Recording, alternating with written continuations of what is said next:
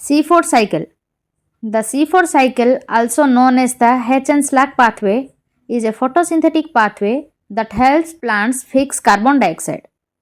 The C4 cycle is an alternative to the C3 cycle, which is used by most plants. The C4 cycle is a primary stage of Calvin cycle in some plants. The C4 cycle takes place in two types of chloroplasts. One is the mesophyll cells and the other in the bundle seed cell.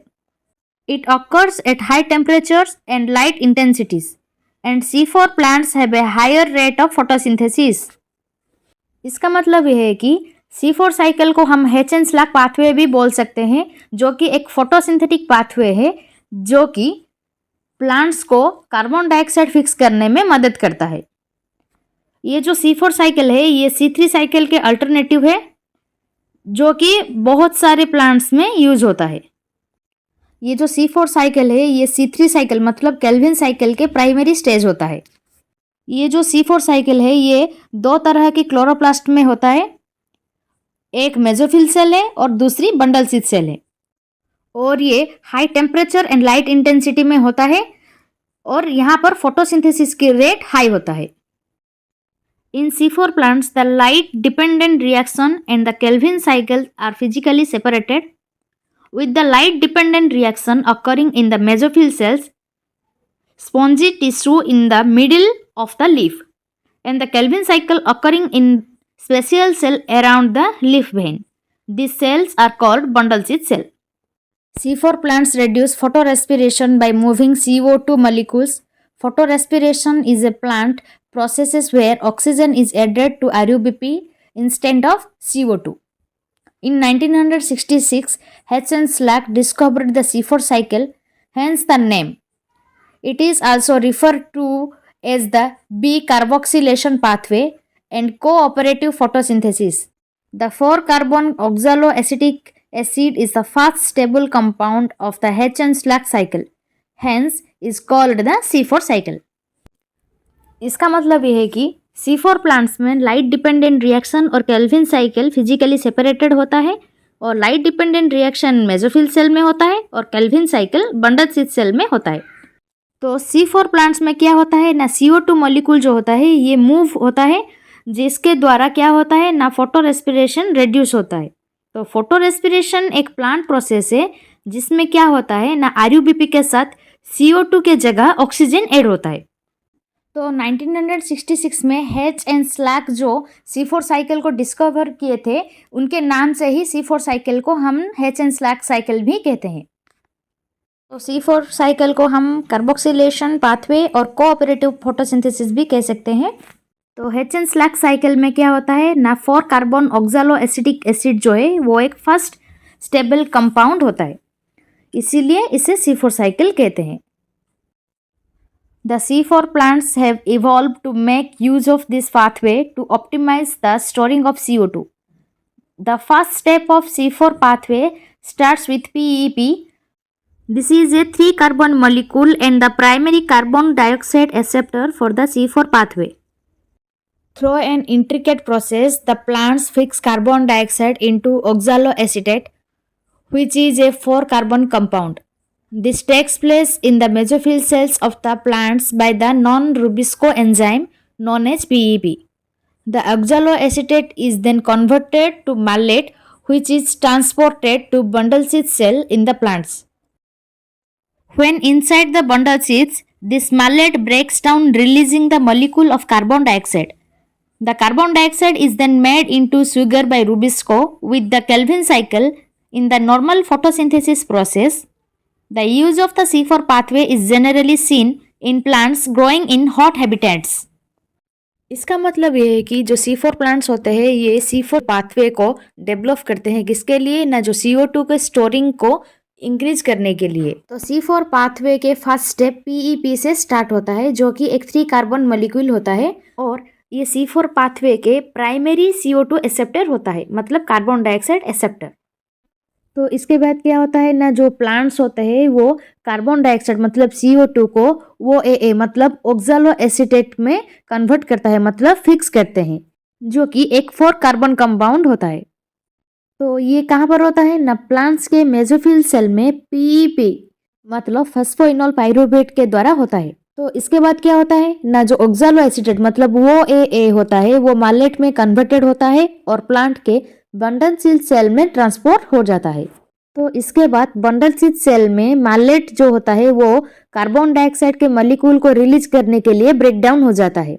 तो इसके बाद जो CO2 होता है मतलब carbon dioxide होता है वो रुबिस्को के मदद से शुगर में कन्वर्टेड हो जाता है। तो ये जो C4 पाथवे होता है ये जनरली हॉट हैबिटेट में जो प्लांट ग्रोइंग करते हैं इसमें सीन किया जाता है मतलब देखा जाता है। द हेचन-स्लैक साइकिल इन्वॉल्व 4 स्टेप मतलब जो केल्विन साइकिल होता है वो 4 स्टेप में होता है, carboxylation, breakdown, splitting and phosphorylation. तो चलिए ये सबको हम एक एक करके देखते हैं। Carboxylation, the primary acceptor of CO2 in this cycle is 3C compound phosphoenol pyruvic acid.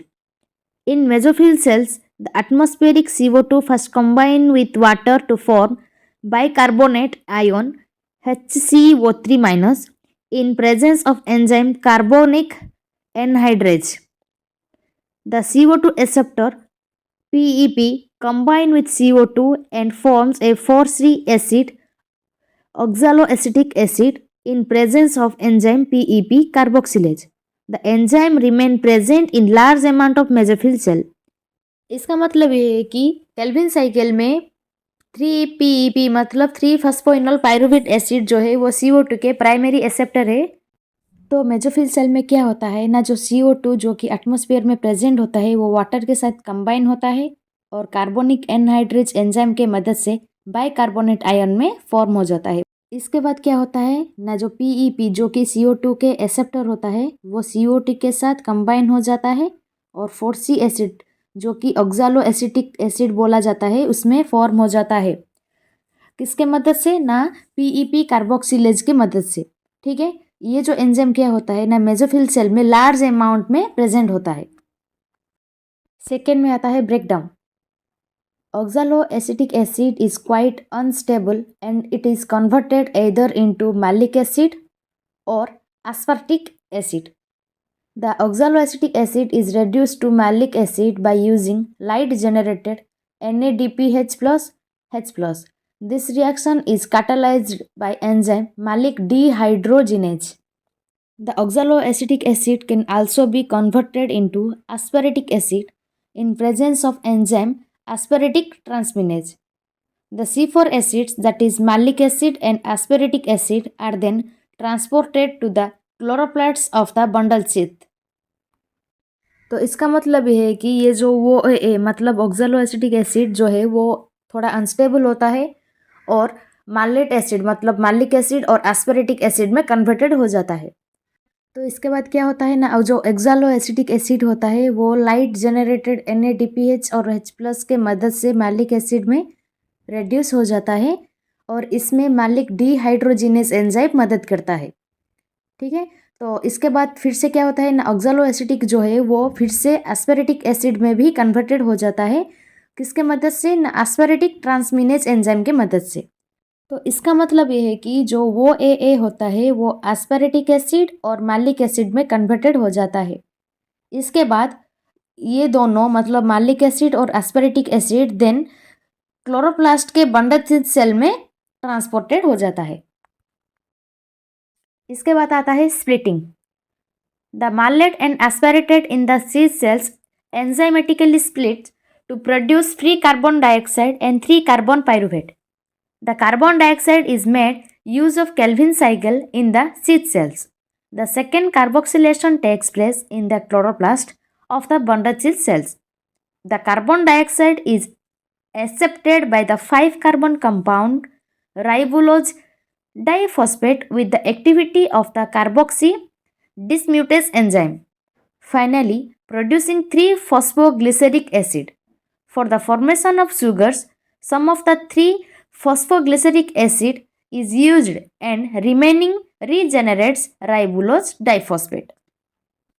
इसका मतलब ये है कि स्प्लिटिंग में क्या होता है ना, जो मालेट और एस्पेरेटेड एसिड होता है सीड सेल में वो स्प्लिट होके carbon dioxide and 3 carbon pyruvate में कन्वर्ट हो जाता है। इसके बाद क्या होता है, जो कार्बन डाइऑक्साइड मतलब CO2 जो है वो सीड सेल में केल्विन साइकिल को प्रोसेस करने में यूज हो जाता है और क्लोरोप्लास्ट के जो बंडल सीड सेल होता है वहाँ पर सेकेंड कार्बोक्सिलेशन प्रोसेस स्टार्ट होता है। इसके बाद जो कार्बन डाइऑक्साइड मतलब CO2 होता है वो राइबोलोज डाइफॉस्फेट के द्वारा एक्सेप्टेड हो जाता है, किसके मदद से ना, कार्बोक्सी डिसम्यूटेज एंजाइम के मदद से, और 3 फॉस्फोग्लिसरिक एसिड को प्रोड्यूस करता है। तो अब जब फॉस्फोग्लिसरिक एसिड बन गया है तो इसमें से थोड़ा शुगर को फॉर्म करने में यूज हो जाता है और बाकी के फॉस्फोग्लिसरिक एसिड जो रिमेन मतलब रह गए हैं वो राइबोलोज डाइफॉस्फेट को रीजनरेट करने के लिए यूज हो जाता है। Phosphorylation, the pyruvate molecules are moved to the chloroplast of the mesophyll cells wherein in the presence of ATP it is phosphorylated for the regeneration of phosphoenol pyruvate. Pyruvate phosphokinase catalyzes the reaction and phosphoenol pyruvate is regenerated. इसका मतलब यह है कि जो pyruvate होता है वो chloroplast के मेसोफिल सेल में मूव हो जाता है और यहाँ पर ATP प्रेजेंस होता है। इसके बाद पाइरूवेट फॉस्फोराइलेटेड हो जाता है और फॉस्फोइनोल पाइरूवेट को रीजेनरेशन करता है। तो यहाँ पर पाइरूवेट फॉस्फोकाइनेज एंजाइम जो होता है यूज होता है और फॉस्फोइनोल पाइरूवेट को रीजेनरेट करता है। तो ये रहा C4 साइकिल के प्रॉपर डायग्राम जहाँ पर सब कुछ मेंशन किया गया है। तो आज के लिए इतना ही। अगर वीडियो अच्छी लगी तो लाइक शेयर एंड सब्सक्राइब ज़रूर करना। फिर मिलेंगे नेक्स्ट वीडियो में। Thank you for watching.